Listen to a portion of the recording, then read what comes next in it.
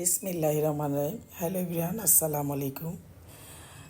বন্ধুরা সবাই কেমন আছেন? আমি আলহামদুলিল্লাহ ভালো আছি। বরাবরের মতো বলি, আমি চা প্রিয় মানুষ। আমার বন্ধুরা সবাই জানেন আমি চা খেতে পছন্দ করি। আমার হেল্পিং হ্যান্ড যে, উনি সবসময় আমাকে সুন্দর করে চা বানিয়ে খাওয়ান। ও বলছিল ওয়েলকাম, আমি থ্যাংক ইউ বলাতে বেশ চালু। তা আলহামদুলিল্লাহ আজকে ছাদে কিছু কাজ করব, একটু শাক সবজি উঠাবো আর একটু গাছ এর গোড়াগুলো পরিষ্কার করে দেব। তাই জন্য একটু চা খেয়ে নিচ্ছি। চা খেয়ে কাজে লেগে যাব। তো আলহামদুলিল্লাহ চাটা অনেক ভালো হয়েছিল। উনি বরাবরই খুব সুন্দর চা বানান আর ওনার প্রেজেন্টেশন অনেক সুন্দর। ওরা আমার জন্য অপেক্ষা করছে। আমার চা শেষ হয়ে গেলে একসাথে কাজে লেগে যাব। তো চা খেয়ে নিলাম, এখন আমি ওদেরকে নিয়ে একটু শাক সবজি উঠাবো।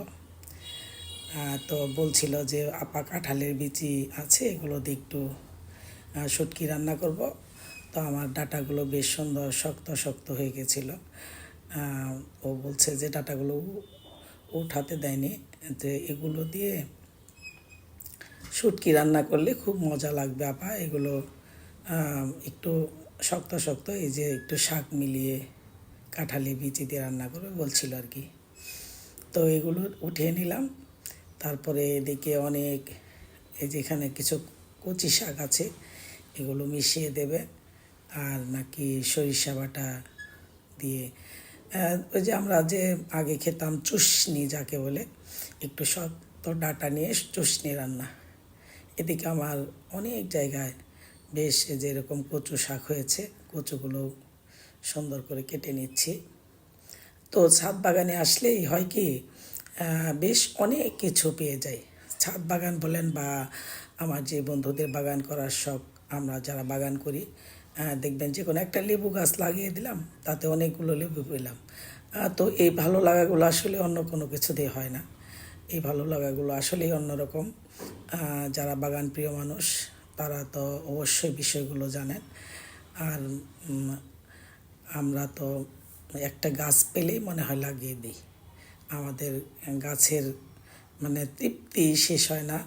মনে হয় যে গাছ, জায়গা না থাকলেও মনে হয় যে একটা গাছ পেলেই গাছ লাগিয়ে দিই। অনেকগুলো কচু শাকও পেলাম। আরও এদিক সেদিকে আরও অনেকগুলো আছে আমার কচু গাছ, বড় বড় গাছের গোড়ায় এরকম। এটা হচ্ছে আমার একটা ইয়ের গাছ, কদবেলের গাছ। কদবেলের গাছের গোড়ায় আমি দিয়েছিলাম, সুন্দর লতিও হয়েছে। তো মাঝে মাঝে একটু উঠিয়ে হালকা করে দিতে হয়, কারণ কচু গাছ তো জায়গা পেলেই বাস ছড়ে যায়, অনেক হয়ে যায়। তো মাঝে মাঝে উঠিয়ে একটু কমিয়ে দিতে হয়, তা না হলে মূল যে গ্রামের যে মূল গাছটা থাকে সেই গাছটা নষ্ট হয়ে যায়। তো অনেকগুলো কচু শাক পেয়েছি, আর ওদিকেও রেখে দিয়েছি। এই যে কাঁঠালের বিচি দিয়ে ডাটা রান্না হবে, আর কচু শাক রান্না করব চিংড়ি মাছ দিয়ে। আরও অনেকগুলো উঠালাম। তো এগুলো, এদিকে আবার কলমি শাক, বললাম না যে অনেক কিছু পেয়ে থাকি। ছাদে আসলে, বাগানে ঢুকলে আর কি কিছু না কিছু পেয়ে যায়। ও পিচ্চিটাও উঠাচ্ছিল শাক ওর মার সাথে। তো গাছের গোড়াগুলো পরিষ্কার করে দেব। আমার গাছের গোড়া আমি যখন তখনই পরিষ্কার করি, এই জন্য আমার গাছের গোড়াগুলো সবসময় পরিষ্কার থাকে। অনেকগুলো শাকসবজি পেলাম, অনেক। এগুলো সবাইকে দিব, সবাই মিলেমিশেই খাবো। তো আলহামদুলিল্লাহ সব কিছু মিলিয়ে সবসময় ভালো লাগে বাগানে আসলে। তো বন্ধুরা সবাই ভালো থাকবেন, আমার জন্য দোয়া করবেন, আমি আপনাদের জন্য দোয়া করবো। আসসালামু আলাইকুম।